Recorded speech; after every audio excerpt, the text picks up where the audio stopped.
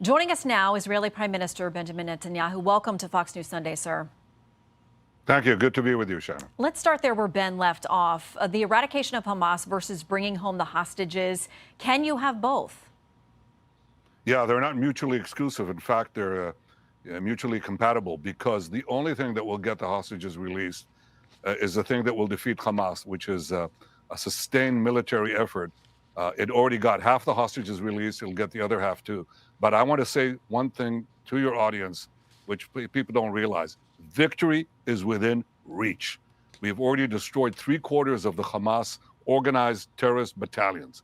3/4, 18 out of 24. We're not going to leave the other 6. It's like you leaving a quarter of ISIS in Iraq in place.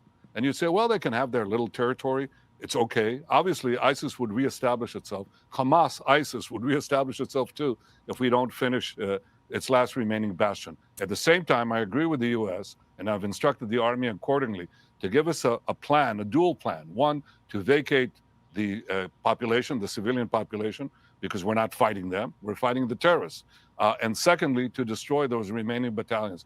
Victory is within reach, and we should all strive for that common target to destroy Hamas, because that gets all the other objectives within our purview. It also gets something else. It gives us hope for the Middle East, hope for peace. You can't have that with Hamas remaining intact. I wanted to dig into several of those things that you brought up, but let me start here. The president here, President Biden, has been very supportive. He says there is no daylight between you and him, but this is what he said Thursday night. I'm of the view, as you know, that the conduct of the response in Gaza, in the Gaza Strip, has been over the top. And the Washington Post is reporting this morning, talking to several senior administration officials and advisors, saying that they no longer view you as a productive partner who can be influenced even in private, that Netanyahu has angered U.S. officials on several occasions in just the past few days. I want to get your reaction when you heard those words from the president, over the top, and have you spoken to him? No, I've been speaking to him regularly, but I haven't spoken to him since he made those remarks. I don't know what he meant by that, but I can tell you where we are. Look, we were attacked in the worst attack on Jewish people since the Holocaust. That's that October 7th massacre was equivalent to 29 11s in one day, and the equivalent of 50,000 Americans slaughtered, burned, maimed, raped, beheaded, and 10,000 Americans taken hostage, including mothers and children. So what would America's response be?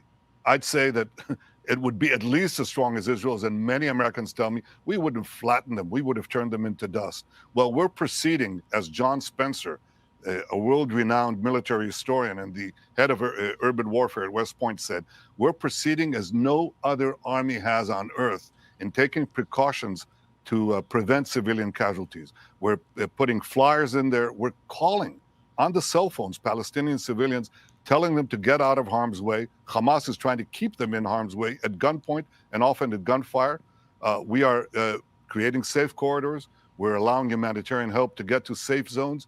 So we're going out of our way to prevent those civilian casualties. I'd say that Israel has responded in a way that is responsible, but also determined. We have to maintain coolness of judgment, the right efforts to secure civilian exit, but at the same time, iron determination to wipe Hamas, the Hamas terrorist organization, off the face of this earth. And that's something we will do. We will do it, and we will do it responsibly. Well, sir, that same Washington Post report, quoting again those unnamed sources and senior officials, said that they are casting doubt on exactly how much of Hamas you've taken out and will be able to take out. You talk about total victory. Is it realistic to think that you get every Hamas fighter? What about civilians who may sympathize with Hamas, who may be left in the wake and would give rebirth to it at some point? And what about the critics who say that this very aggressive posture you've taken militarily is potentially alienating those folks who may have otherwise been won over to your side of this conversation? Well, I don't know how you could get these people to come to your side if you don't defeat Hamas. Hamas will continue, as pledged, to carry out the massacres over and over and over again. But it's like asking in Nazi Germany, you know, you've completed 3/4 of the of the job in conquering Nazi Germany and say, well, let's leave the last quarter because we have to go into Berlin or we have to go into Stuttgart or Munich or whatever. And if we leave them, it'll be fine.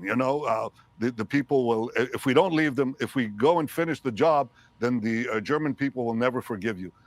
Just to ask yourself the other question, what if we leave Hamas in place? There is no hope for a better Middle East.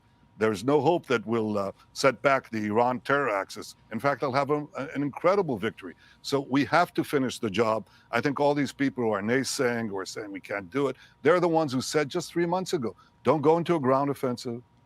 You won't be able to go into Gaza. You won't be able to get rid of the Hamas strongholds in the hospitals without killing all the patients. They were all wrong. They also said you can't go into the tunnels. They're a terrible death trap. Our soldiers, our brave soldiers are in the tunnels. They're doing the job right now. And I think we have to finish the job. We can finish the job. Victory is within reach. And that's our goal, total victory. What does it mean? You didn't have to kill the last German soldier, but you defeated the Nazi regime. Nazis may be around, there may be neo-Nazis, but they don't rule Germany. We have to get Hamas out of there. We have to destroy its military infrastructure. We have to stop its governance over any territory. It's well within reach, and we're going to do it. Okay, so let's talk about Rafah. You've told your military, got to evacuate that area. Critics of this say that hundreds of thousands, maybe more than 1 million people have evacuated from elsewhere in Gaza to that location. One former U.S. envoy saying these people have nowhere to go and no way to get there. So again, you talk about total victory, but at what cost, and where do you expect these people to go? Have the Egyptians said anything to you about this? Because they're publicly saying if those people start crossing the border, it potentially upends your peace agreements with Egypt. We have cleared out and conquered and destroyed most of the Hamas terrorist infrastructure in the rest of the Gaza Strip. So now there's plenty of room north of Rafah for them to go to. And that's where we're going to direct them. And again, urge them and direct them to do so with flyers, with cell phones, and with safe corridors and other things. So we see things differently. We've managed to do it up to now. And this is the directive that I gave the Army right now. I think the people who are telling you, oh, you can't do it, you can't go into Rafah under any conditions, are basically saying, don't win, lose. And if we lose, everybody loses. You lose too, because this is a battle against the Iran terror axis. This is a battle of the forces of civilization against the worst forces of barbarism on the planet. We have to win, not only for our sake, but for the sake of our common civilization.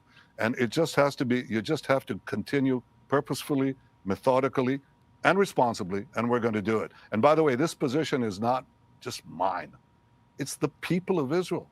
People don't understand how united the people are, how brave and determined our soldiers are across the political spectrum. People understand that we have no choice but to win this war, because our very future, and in many ways the future of peace and prosperity in the Middle East depend on this. If we don't defeat Hamas, then the worst things will happen. If we defeat Hamas, then I think not only will we have peace and prosperity, I think the circle of peace will expand dramatically. I said that when we did the Abraham Accords. Before we did that, nobody believed me.